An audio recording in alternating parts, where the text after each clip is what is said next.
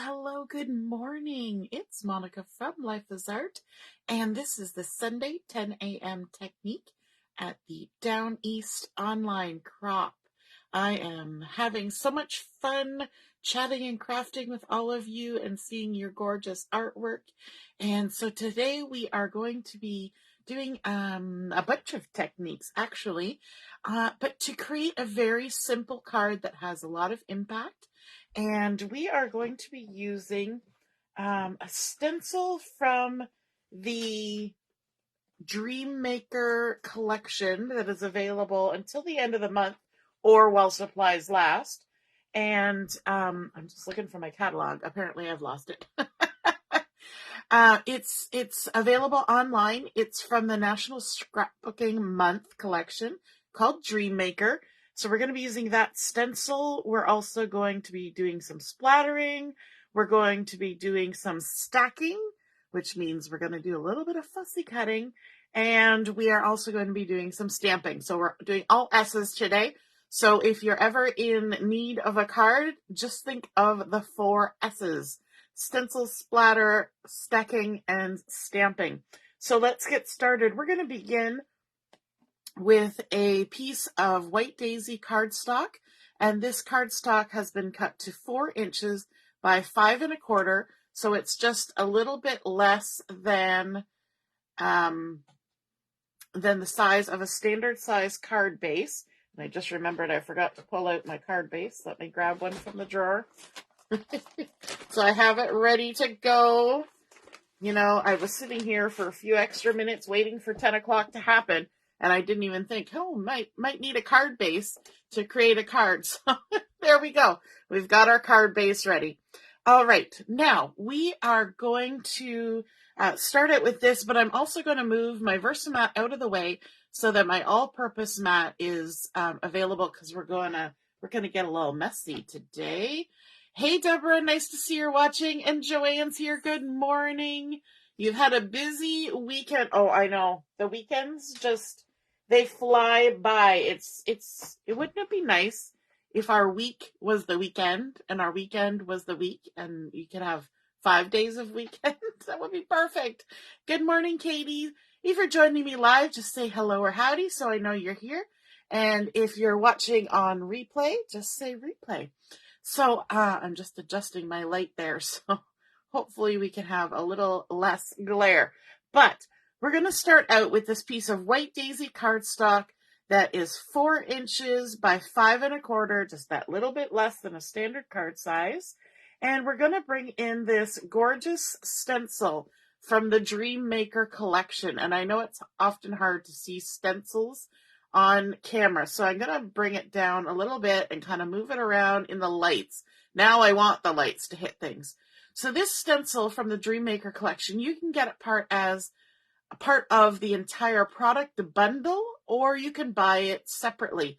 And there are actually 4 designs on here. Up in the upper right corner, there's these beautiful leaves, and you see me use those. Then down here in the lower right corner, there's some diagonal stripy lines. Reminds me of like ribbon or textiles. And then over here in the bottom left corner, there's this lovely grid. And then in the upper left corner, we have these multi-sized dots. And I like that the dots are all kind of mixed in together. It's not a gradient. It's just all the different sizes are all mixed up together, which is a little bit different from ones we've had in the past. Now, the stencil that I'm going to use today is the grid.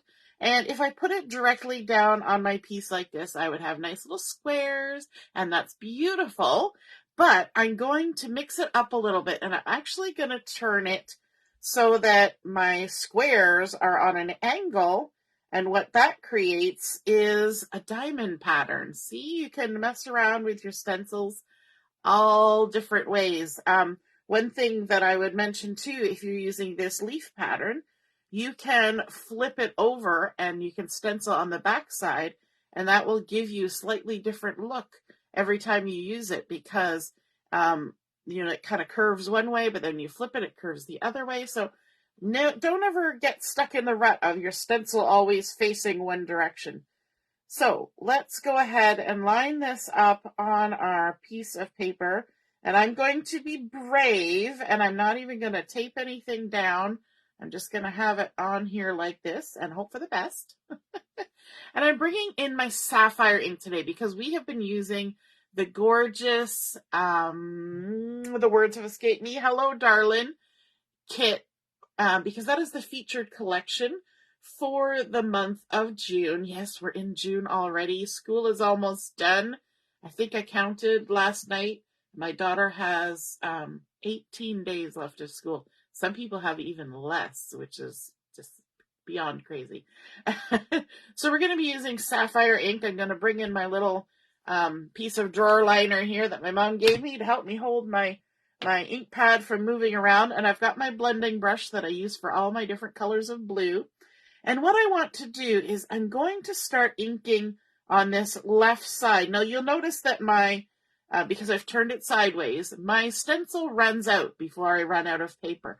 But that's okay because the technique I'm going to do mainly focuses on one side.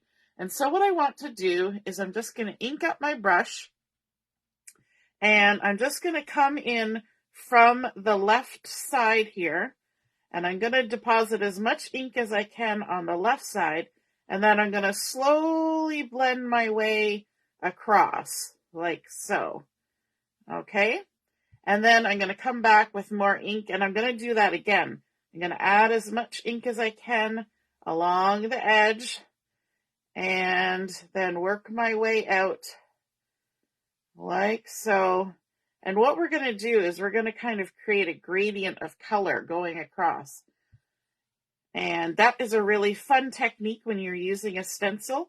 So if you just kind of concentrate in one area first, and then as you're running out of ink, just start going across your stencil.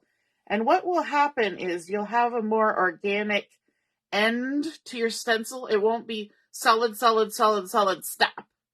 It'll just kind of fade out, and I like that look. Now I'm gonna end up putting my hand in the ink at some point here. Maybe if I become left-handed, we'll see how this works. So I'm gonna do the same thing. I'm gonna add ink over here. Did I even ink this up? That's a good question. And we'll see how good I am with my left hand. When I was younger, I could even write with my left hand, kind of ambidextrous. And we'll just go ahead and ink, ink, ink all the way across. And I really do want to get a decent amount of ink along this left side, and then have it fade out as I go across like that. Now, I think that's good. I'm just going to give a little peek. Oh, yes, that's looking lovely. So there, we have created that gradient of color going across. Let me move these out of the way. And our next step is, we've done our stenciling. So our next step is our splattering. And so for that, I'm going to use, oh, that's my clear one. Where did my, I wanted my blue. So the only blue shimmer brush that I have is Bluebird. It's not Sapphire, but that's okay. We can use it anyway. The thing that you want to do with your shimmer brush, you can hear a little rattle. There's a little ball rolling around there, and that's mixing up the little glittery, shimmery bits inside of your shimmer brush. And it's kind of a two-part tank inside. So you've got the inside part that feeds up, and then there's like a holding tank around the outside. And so you always want to make sure that you store your shimmer brush with the brush tip up. And what that will do is it will allow any liquid and shimmer that's in the inner tube that feeds the brush to drain back into the outer container. It's great lingo I have here. And so when you shake it up, it will get all shooken up together again, and then you'll get better consistency of shimmer coming out with the color. And the other thing is, if you stored it always the wrong way around, you might get leaking. Or if you store it on its side, it might eventually leak, right? Because it's got those two tanks. And so what I want to do is I want to get my shimmer brush kind of juicy because I want to do some splattering.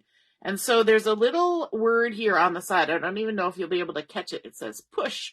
So what you want to do is put your fingers right on that push and then just give it little pulses. And you will see that your brush will get a little bit juicy. You can sometimes even create a little puddle of shimmer. And there we go. We're getting quite a lot of juiciness there. And then you can take a pencil or a pen or something, and I'm just using the cap of my shimmer brush, and you're going to tap. And that's going to make splatters go out of your shimmer brush onto your project. And the more juicy you have it, the bigger the splatters you'll get. And the lower juicy it is, the finer the splatters you'll get. So if you want nice big splatters, then get it really juicy, and then you get nice blobby bits. So that's looking good to me. I'm just going to go ahead and put my lid. And remember, you want to store it vertically so that it doesn't leak anywhere. Now I need to wipe off my mat here. And this is the great thing about our Versamat. I lost my little spray bottle, and I didn't get my stamp chamois wet. Usually I have either my spray bottle or my stamp chamois, and I have neither. But that's all I need to do to clean off my all-purpose mat. And when I think I kept calling it a Versamat. When you're done, just roll it up and put it away. Or some people leave it out on their desk, and that's perfectly fine too. I tend to put mine away. And then bring back in my Versamat so we continue on with our card. Now, I've set that aside because the splatter needs to have a moment to dry, but I wanted to show you this piece of paper. And you're probably going to look at this piece of paper from the collection and go, oh my gosh, what did she do to that? And the answer is simple. I like to fussy cut. And I know a lot of you do, and I know a lot of you don't. It's kind of a personal preference type of thing. But if you like to fussy cut, then you can do some really fun things with pattern paper. And so what I do is I just take my handy dandy little microtip scissors, and it doesn't even matter if it's an image on the edge. I go ahead and cut it out. Because even if it's on the edge and it's got a piece of it missing, like this one here, the little edge of the flower is missing, it doesn't matter, because when you are making a cluster, you can hide those flat edges in amongst the cluster. And one thing I like about this particular pattern is that we have this gorgeous sapphire background. Quite often on pattern papers like this, we have a white background. But when you have one that has a gorgeous dark color, harbor, black, sapphire, red, it kind of creates a unique effect when you go ahead and fussy cut. And when you fussy cut, you're going to leave that halo of the dark around, and you're going to pivot your paper like this, and you're just going to go around the outline. And I like to do this while I'm watching a show or a movie, especially, as Michelle was saying last night, one that you know that you've seen before. So you're not all the time trying to look at the screen, you know whose voice is talking, and you know what's happening. So, there's those favorite movies. So you're just going to work your way around your image, and you're going to get this beautifully colored, fussy cut item that you can use to stack and embellish. And I like to say stack because you're going to cluster these together quite often to create an interesting pattern. Because if you wanted them spaced apart, you would just use the paper, right? They're all spread apart on the paper. But if you want them clustered together, you got to cut them out and put them closer together. So let's bring back in our card base. And this has been pre-scored, and it's got a bump side and a dip side to the score line. And you want to fold that with your bump side to the inside, just like that. Give it a nice crease down. Again, using the handle of my scissors because I'm too crazy to reach a foot that way and grab my bone folder. So we're going to do that. Let me move this little guy out of the way. And I've got my piece that we have stenciled and splattered on. How fun is that? You can see a little bit of the shimmer from the shimmer brush going on there. You can also splatter with just the ink. You can take your water brush and you can make yourself a little bit of ink in the lid of your ink pad. Just give it a squeeze. And then when you open it up, you will see that ink has transferred to the lid, and this creates a nice palette. When I do that, I always make sure that I take my ink pad and I park it far away from where I'm working, because you're going to get a little bit of water in here picking up the ink with your water brush, and you'll make a little puddle, and then you can splatter with that nice juicy puddle. But you don't want to put your lid, or your bottom actually, back on your ink pad until you've wiped all that water out and wet ink, because you do not want water going into your ink pad. That's a big no-no. So always, if you're doing it that way, make sure you park your ink pad far away so that you have to think about it before you plunk that lid right back down on it, because, you know, there's nothing more sad than realizing you have just dumped water into your ink pad. Now, because there's a chance that this is still drying, I'm going to actually add my adhesive to my card front here, and just stick that on there like that, making sure that I'm not right to the edge because my paper is cut smaller. And then I can take my backing off. I don't know if you've ever done it this way. I do this way a lot because I'm impatient. I could just let this sit for quite a while, but instead I'm going to be impatient and want to stick it on my card. So I like to put my little fingers, well, my big fingers, up on the edge of my card base so that I can feel the edge. And then I like to take what I'm sticking to it and come up to where my fingers are, because I find my fingertips can actually get things centered better than my eyeballs. And then just lay it down, trying not to mess any. It should be all good now. The ink is fine. It's just the shimmer brush that I don't want to accidentally smear. But these aren't really big drops, so they should be okay at this point. Now, I have gone ahead and I have fussy cut a bunch, because I didn't want to make you sit here and watch me. I have fussy cut a bunch of the leaves and the flowers from the paper collection. And so there we go. We got a nice little bunch of those florals. We're going to start applying these to our card. Let me grab my liquid glue for this. And I want to start kind of with my biggest one first. And what I want to do is create a little cluster down here in the corner. And so I'm just going to kind of get myself a little bit positioned on here so I know whereabouts I need to start adding. Okay, so I'm going to add this little one here first, actually.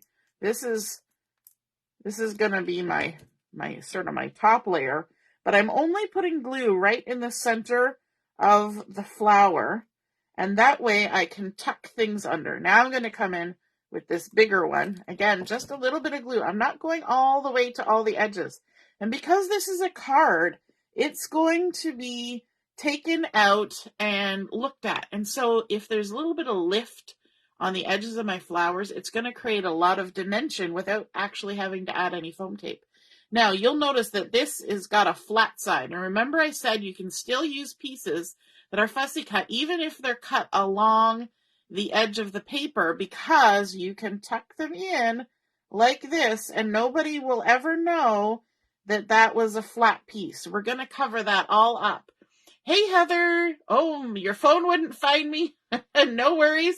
Good morning. Good morning. And Katie's here. I think I said hello to Katie already, but hello, Katie. And Michelle, good morning. And Brenda, I see that you guys are all joining me this morning. Yay. And then let's keep adding some more. I'm going to come in with this little guy here that's got some leafy goodness. Again, just a little dot of glue in the center, and we're going to kind of overlap. So here we start the stacking process. We're overlapping onto the other pieces that are already there. I like how that dark edge really makes them stand out, even from the inky, sort of busy background that we created. And then we're going to add this little guy down here. And actually, this guy, really all I want him for is his leaf. Just using him for his leaf, that's all.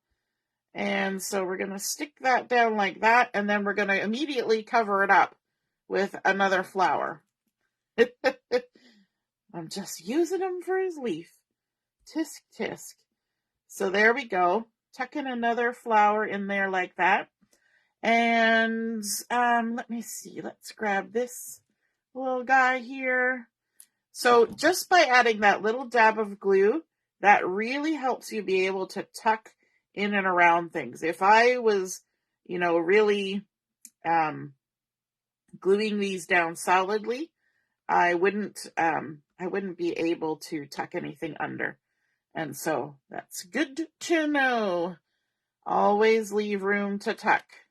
Let's grab this little blue guy and tuck him in here. So although I said we were stacking, we're actually more, we're less stacking, more tucking. I keep saying tuck, so apparently we're tucking, not stacking. But eventually it looks like a stack. And then let's grab some of these leaves. And these leaves were cut off of other flowers. They were attached to other flowers. You just trim them off because this part's going to get tucked. You're not going to see it. It's all good. Just tuck it down in there like that. Lovely. And even this one, same thing, was cut off of a flower. And we're going to stick it under here. So you want to think about position of the flowers. You want to think about position of the leaves. You can go outside the edge of that layer of stenciling that you created. And you will notice if you count the number of large blooms on here, I have 1, 2, 3, 4, 5, 6, 7 flowers, which is an odd number. Yay, our brain is saying, we like that odd number, even though our brains probably didn't count it. Our eyes didn't count it. We didn't think about counting it. It's just that our brain goes, oh, I like that. And we've also kind of created a nice little corner, a little triangular area.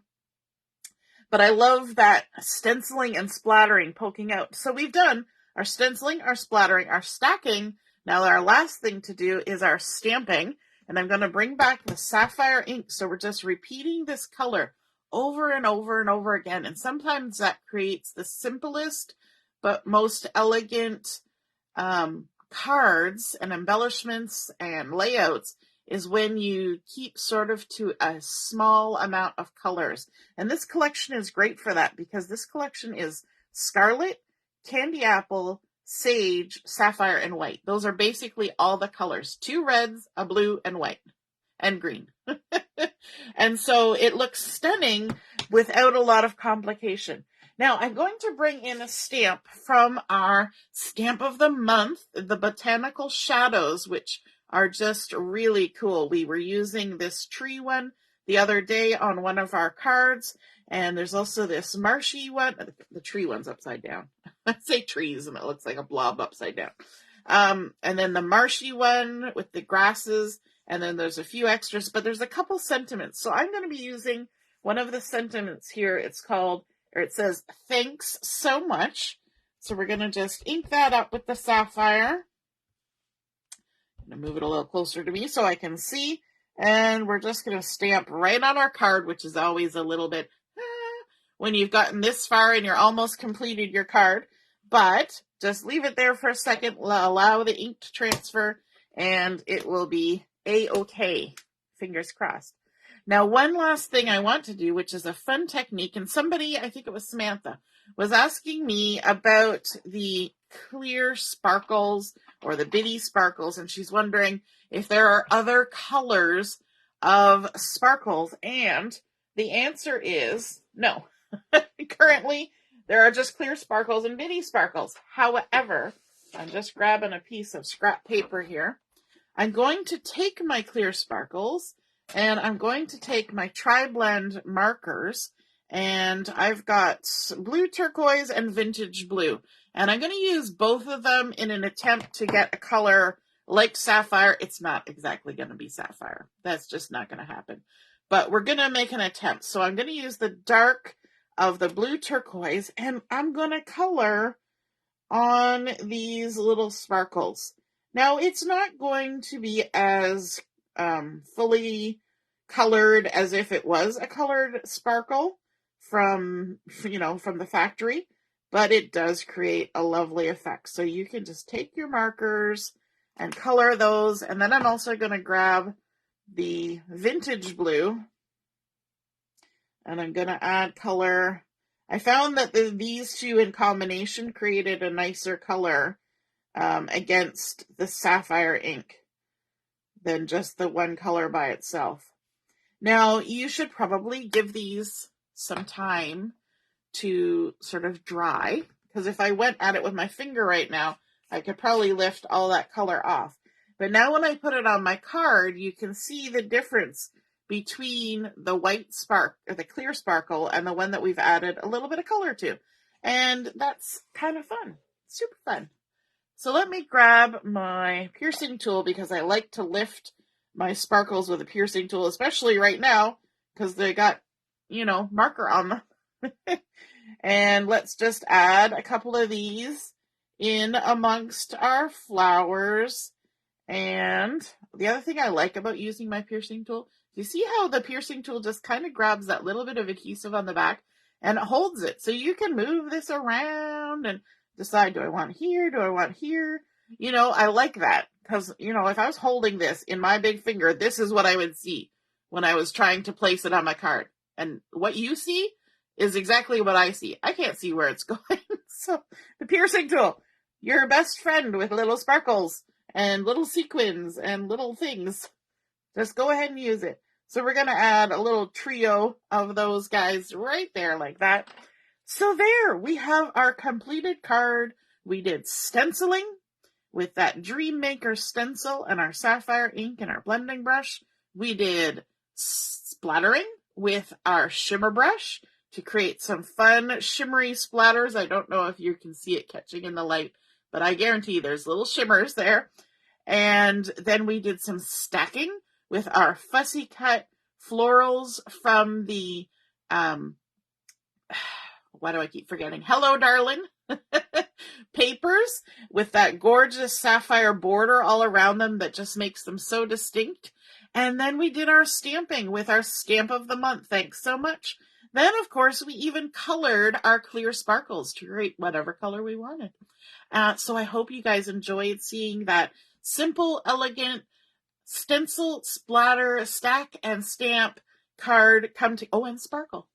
We've got all the S's, 5 S's, come together. And if you create a card like this, just take a photo of it and pop it in the comments when I post my picture of my card, because I'd love to see it. I hope you guys have a wonderful rest of the morning, and we will hope to see you at noon for Chat and Craft. All right, toodaloo. Bye.